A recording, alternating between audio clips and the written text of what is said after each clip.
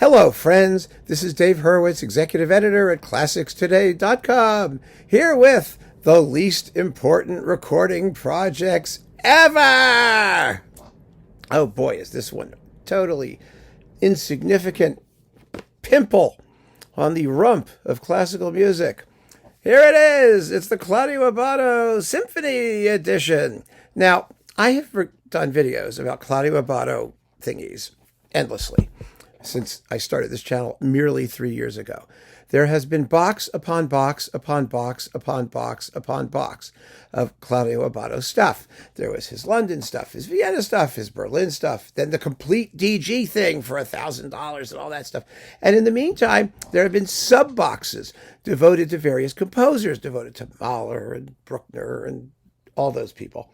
It was absolutely, completely, totally inane.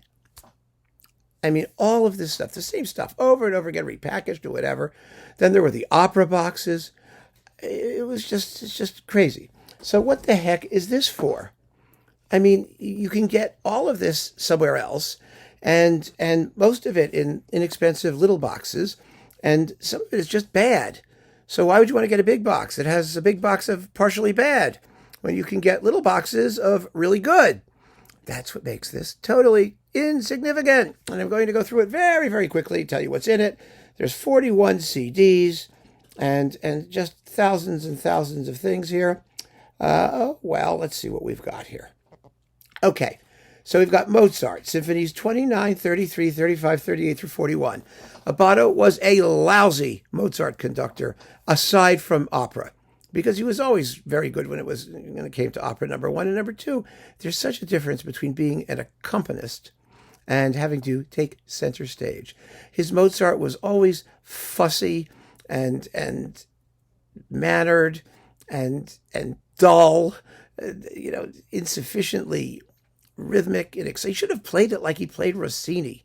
Because Rossini was always fabulous, even the overtures and all this stuff. I mean, if he played Mozart like he played Rossini, we would have had some pretty terrific Mozart. Because let's not forget, Rossini was a classical composer. He was that period. So anyway, so the Mozart sucks.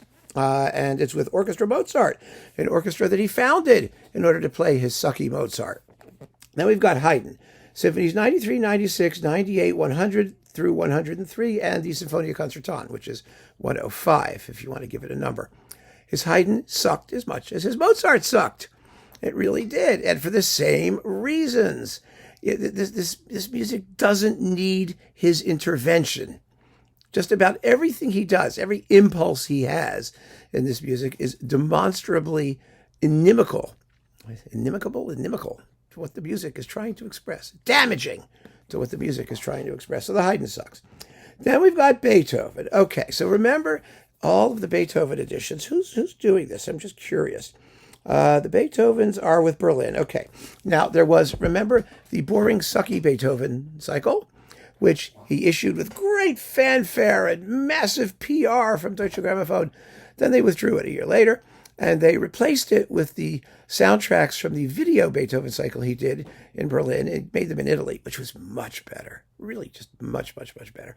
So the Beethoven is nobody's idea of great Beethoven, but for chamber orchestra, wonderfully played, fresh, lively performances, they're good. They're good. That's okay. So finally things are looking up. Schubert, Symphonies 1 through 6, 8, and 9, and the Rosamunde complete incidental music. Well, isn't that exciting? The Schubert is not terrible, but when he gets to the great C major, he goes to sleep. He really does. I mean, it's not a slow performance. It's not a notably dull performance, but it's a cumulatively dull performance. The early ones are okay, but they're not as picky as the Mozart and Haydn stuff. He treats Schubert more in a romantic vein, I think, or maybe he just left it alone more because he didn't care. I don't know. Whatever it is, the less he did, the better it sounded. So that's Schubert. And Schubert is with, just so we get this straight, the Chamber Orchestra of Europe, as was the Haydn. Then we've got Mendelssohn, the Symphonies 1 through 5, and the overtures. Those are wonderful performances with the LSO.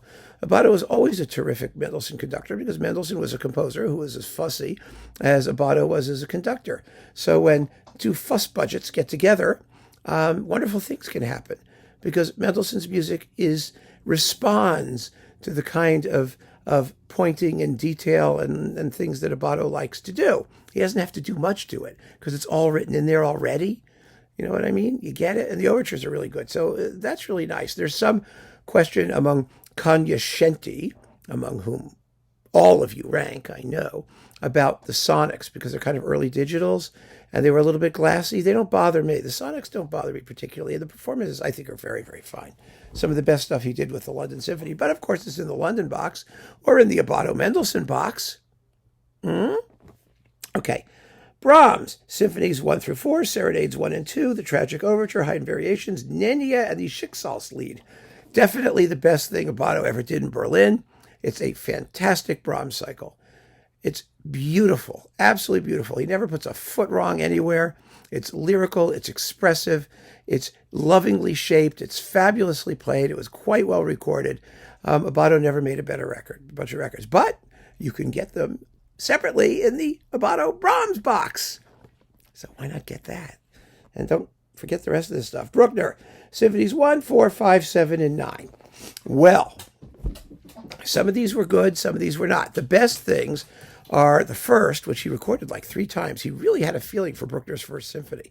Heaven knows why, but he did. They clicked on some level. And the fifth, which is absolutely splendid. All the rest of them are forgettable. You don't need to deal with them on any level. Although 7 isn't terrible, 9 is terrible, 4 is a snooze, and, so who cares? And then we've got Mahler, Symphonies 1 and 9. And these are with, the Mahler is with the Berlin Phil, I think mostly. Yes, it's all the Berlin Phil stuff, and except for the second, which is with Lucerne Festival, and it's not a very good performance. It's strangely slack for Abbado. I mean, the advertisement for these Lucerne recordings was, it's a hotshot orchestra full of amazing soloists. Well, that was the problem, of course. It was an orchestra full of amazing soloists. What it wasn't was an orchestra, like a cohesive, distinctive, characteristic, wonderful-sounding orchestra. That it was not. And the Berlin Mahlers are hit and miss.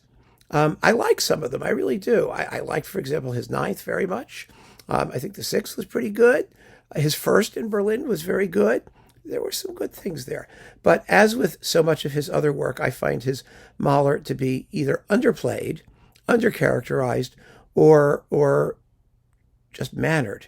I mean, he did sort of perk up a bit in some of these performances, but I think his best Mahler is still his first batch with Chicago.